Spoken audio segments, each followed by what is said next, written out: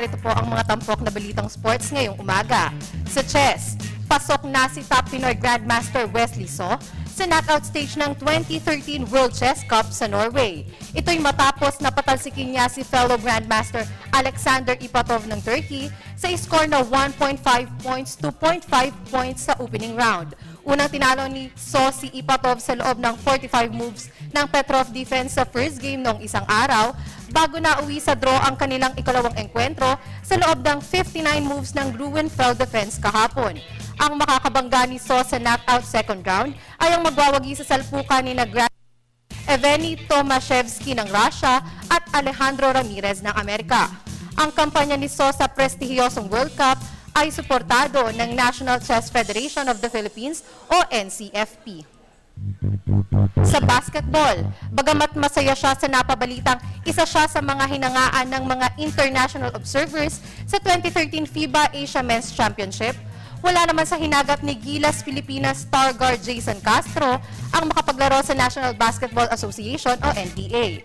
Pero kung talagang may maglalatag ng offer, tiyak na pag-iisipan ng husto ng 27-year-old Pampanggenyo dribbler ang magiging susunod na hakbang ng kanyang basketball career. Narito ang report ni Snow Badwa. Hindi seryoso ni Gilas Pilipinas flashy point guard Jason Castro ang ulat na interesado di umano sa kanya ang ilang international observers, kabilang narito si New York Knicks scout Gary Boysen. Ang 5'11" dribbler ay nahirang na best point guard sa katatapos ng FIBA Asia Men's Championships dahil na rin sa kanyang angking bilis at husay sa pagbaon ng 3-point basket. Sa panayam ng PTV Sports, hindi itinanggi ni Castro na isang malaking karangalan para sa kanya ang makakonsidera ng isang NBA team. Kanya ay mas nakatuon ang kanyang atensyon sa paglalaro para sa Talking Text Tropan Texters sa Philippine Basketball Association o PBA. Wala yun. Hindi na alam yun eh. Hindi lang. Parang level kong isip yun na maano ba. Why not? Pero sa ngayon, parang sa PBA talaga yung focus ko. Okay na ako sa PBA, parang masaya na ako. Sa panig naman ni player agent Danny Espiritu, wala siyang nakikitang problema sa panig ng Talking Text Management sakali mang mabigyan ng short contract sa NBA si Castro.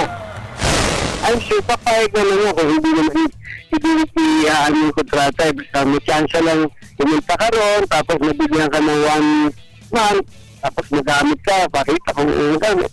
Alam mo, ang mangyayari na siguro kung gusto ka nila, ibalik na lang yung siguro doon sa kontrata na yun. Kung kontrata na yun, pagkatapos ka, pwede ka pa rin sa PBA. Papabayaan mo pa kahit pa paano nakapaglaro isang Pilipino. Ang ganda yun. Samantala, hindi naman inilihim ni Castro kung ano ang pangalan niya sakaling magkaroon siya ng pagkakataong maglaro sa NBA. Baka yung Castro. Para Filipino bit ano? Para Filipino bit. Oo naman. Oo. Kahit naman dun FIBA di ba? Castro pa naman yung pinatanggol. William ang surname na ginamit ng dating PCU Dolphin superstar sa FIBA Asia Meet dahil ito ang nakasulat sa kanyang pasaporte. Para sa PTV Sports, Snow Badwa, Telebisyon ng Bayan.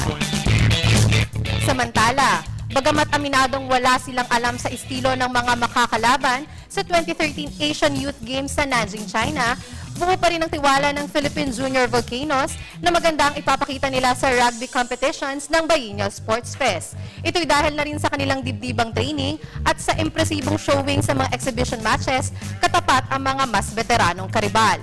Ito ang tinutukan ni Keisha Halili at narito ang kanyang report. Kumpiyansa ang Philippine Junior Volcanoes na makakapag-uwi sila ng medalya sa kanilang gagawing partisipasyon sa second edition ng Asian Youth Games na bubuksan sa Biyernes sa Nanjing, China. Ito'y kasunod ng kanilang dominasyon kontra Philippine Volcanoes Developmental Team sa kanilang 2-game series sa Southern Plains Football sa Laguna noong Sabado. Unang tinalo ng Junior Volcanoes ang mas veteranong counterpart, 45-20, bago nila na-sweep ang serye, 25-15. Sa panayam ng PTV Sports, bentahe sa bilis ang nakikitang armas ni Head Coach Juan Engelbrat para malampasan nila ang hamong isasalubong ng mga bigating karibal sa 9-day Sports Fest. We might not have the size, but we have the speed and agility, which is a sevens game. That's what you need in sevens, is agility and speed outrunning the other the opponents. So if you can outsprint your opponent, you're well on your way. Hindi rin nababahala si Engelbrat sa kawalan nila ng kaalaman sa estilo ng mga kalaban, Dahil pawang mga amateurs naman aniya, ang lahat ng mga kuponang sasabak sa rugby competitions na unang lalaroin sa Asian Youth Games ngayong taon. This is the thing about all the other teams. They don't know our team, we don't know their team. So everybody is going to go in there blindly. So it's going to be on the day. Your first game is going to be a surprise. Our first game is going to be against Hong Kong. We don't know what they have. They don't know what we have. We don't know how they're going to play. They don't know how we're going to play. So it's all going to be a surprise. Samantala, kapwa nangako naman sina team captains Joshua Louis Limbo at Janelle na gagawin ang lahat sa kanilang unang international tournament, lalo pat parehong pangarap nila na makapaglaro para sa Philippine Volcanoes balang araw. I think it's a great honour, not only to represent the country but to be the first Filipino rugby team to be competing in the Asian Youth Games. So I'm just really happy to be a part of it all. I obviously want to continue playing rugby. It's my passion and it's my favourite sport, so I want to be continuing to play that. I look for the Volcanoes. I've watched all their games, so I have to say Matt Saunders. He's my idol. So I think so I would really love to one day play for the Volcanoes in the 15s league. Siguro po pag sa game na mawawala na po yung kaba mo. Itatatak mo na lang sa isip mo na kailangan mo gawin to para sa Pilipinas. Pagpapatuloy ko po yung paglalaro ko ng rugby kasi po dito ko po na-impress yung sarili ko sa paglalaro po ng rugby. Tsaka po dito po ako masaya. Siguro sa future po is maabutan ko yung idol ko na si Matt Saunders sa Volcanoes. Makakatapat ng Philippine Junior Volcanoes sa group preliminaries ang China, Hong Kong at Sri Lanka. At dito ay kinakailangang tumapos sila na kabilang sa top 2 para magkaroon sila ng karapatang mapalaban sa medal round. Para sa Good Morning Boss, Keisha Halili, PTV Sports. At yan po ang mga tampok na balitang sports ngayong umaga. Ako po si Hazel Ann Salubon para sa Good Morning Boss.